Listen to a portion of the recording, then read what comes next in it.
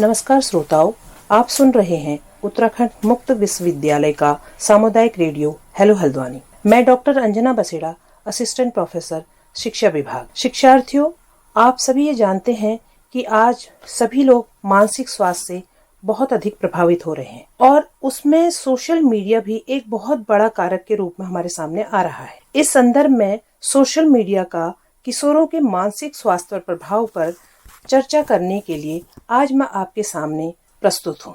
सबसे पहले हम बात करते हैं सामाजिक जुड़ाव व नेटवर्किंग। किशोरों की लाइफ में बहुत महत्वपूर्ण भूमिका निभाता है सोशल मीडिया। वो क्या करता है, सोशल मीडिया अपने परिवार से जोड़कर रखता है और तथा मित्रों से जोड़कर रखता है।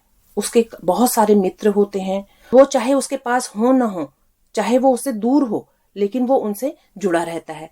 किशोर अपनी रुचियों और विचारों को साझा कर सकते हैं। जो भी उसके मन में, जो उसका इंटरेस्ट होता है, जो उसके विचार होते हैं, वो बाकी लोगों से भी साझा कर सकता है। अगर यह उसके जो मित्र हैं या सगे संबंधी हैं, कहीं जहां वो रहता है उस स्थान पर न रहकर कहीं दूर दराज रहते हैं, अलग क्षेत्रों में रहते हैं, तो उनके साथ भी उसकी कनेक्टिविटी बनी रहती है। लगातार वो उनसे जुड़ा रहता है। तो कहीं ना कहीं सामाजिक जुड़ाव व नेटवर्किंग का कार्य किशोरों के जीवन में सोशल मीडिया करता है। जानकारी व शिक्षा के स्रोत के रूप में लाभ देता है।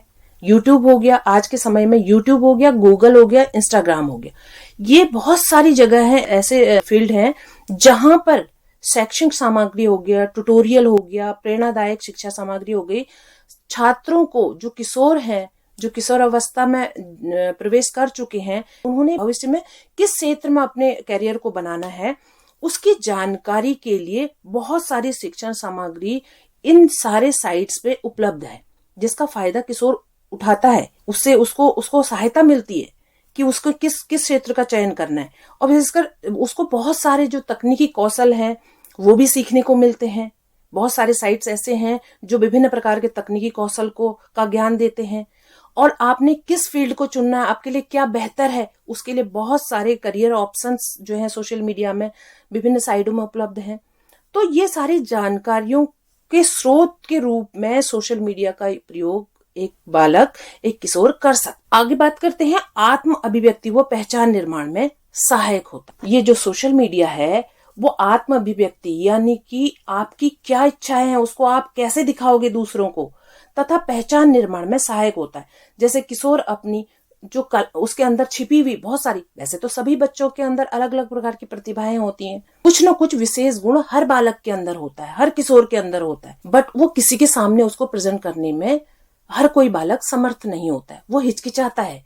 तो सोशल मीडिया एक ऐसा प्लेटफॉर्म है जहां पर वो अपनी कला को, अपने संगीत को, अपने विचारों को, या कह सकते हैं अपने लेखन को, या इस समय पे जो प्रचलन में है फोटोग्राफी, उसको बिना संकोच के दूसरे के सामने शेयर कर सकते। तो उससे क्या होता है कि उससे ये मिलता है कि उसको उसका फीडबैक मिलता है, फीडबैक जो उसको आगे बढ़ने के लिए प्रोत्साहित करता है। इन सब से उसका आत्मविश्वास बढ़ता है और पहचान की भावना मजबूत होती है। कहीं न कहीं उसको समाज में उसका स्थान पता चलता है कि मैं क्या कर सकता हूँ। इसके साथ ही साथ मानसिक स्वास्थ्य में सहायक होता है। देखो, मानसिक स्वास्थ्य में सहायक किस तरीके से होता है, क्योंकि सोशल मीडिया में मानसिक स्वास्थ्य से जुड़े हुए बहुत सारे पेजेस अवेलेबल हैं, हेल्पलाइन नंबर्स हैं, ऑनलाइन काउंसलिंग की सुविधा उपलब्ध रहती है, जो किशोरों को मानसिक अवसाद और जो चिंता है उससे लड़ने में उसको सहायता प्रदान करती है। साथ ही साथ वो सामाजिक जागरूकता और नागरिक जिम्मेदारी के प्रति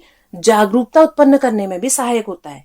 जो सोशल मीडिया है, इससे प्राप्त जानकारी के कारण बालक क्या करता है, पर्यावरण संरक्षण, आज जो सबसे बड़ी प्रॉब्लम है, पर्यावरण संरक्षण को कैसे बढ़ाया जाए, जो लैंगिक असमानता है उसको कैसे कम किया जाए, शिक्षा तथा स्वास्थ्य संबंधी अभियानों में कैसे अपनी भागीदारी को सुनिश्चित किया जाए, इन सब की जानकारी सोशल मीडिया के थ्रू बच्चा प्राप्त करता है, और कहीं न कहीं इस प्राप्त ज्ञान को वह अपने जीवन में उपयोग कर सकता है। धन्यवाद।